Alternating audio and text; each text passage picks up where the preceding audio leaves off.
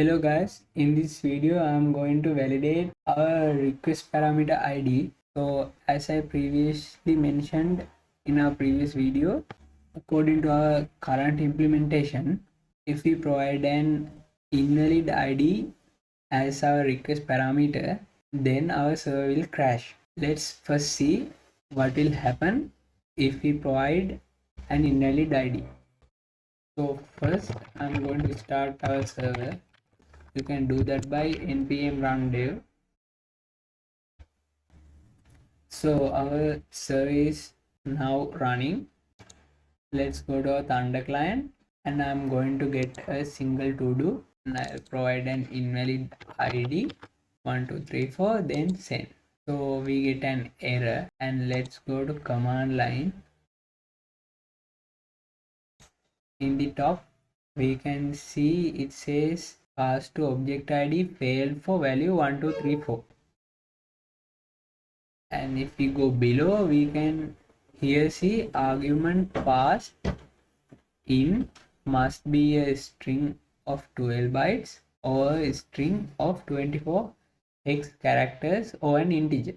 What happened here is that Mongoose identify 1234 as an invalid object ID. Because of that, when we are going to fetch something from our MongoDB database, Mongoose identify this as an invalid ID and gives an error. Because of that, in our controllers we have to first check whether this ID is valid, and if it is invalid we have to provide an error.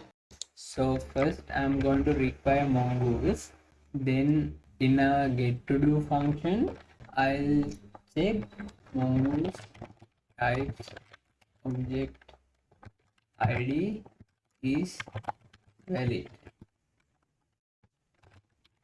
I'll take the note of this statement.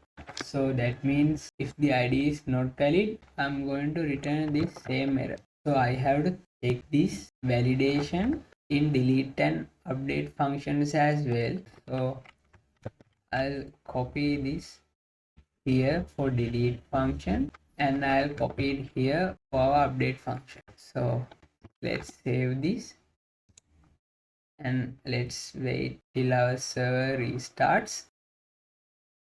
So our server has restarted. Then let's go to Thunder client and again I'm going to get a single to do. First I will give this invalid ID and I'll send the request. So we will get the error and you can see our server is still running and hasn't crashed. Now I'm going to take all to dos and I'll copy a valid ID and I'm going to get a single to do that belong to this ID. So I'll get the correct result. That means our validation is now working correctly. So you guys can check whether the API endpoints for deleting and updating are working. They are of course working, and at this point now we can commit our changes. First I'm going to stage these changes, then I'll provide commit message, then I'll commit.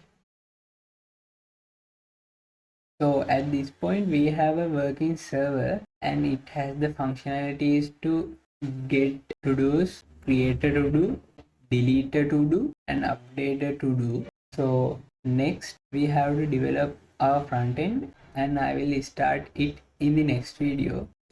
So that's it for this video guys. Hope you learned something. If you like this video, please like and subscribe to my channel. Thank you.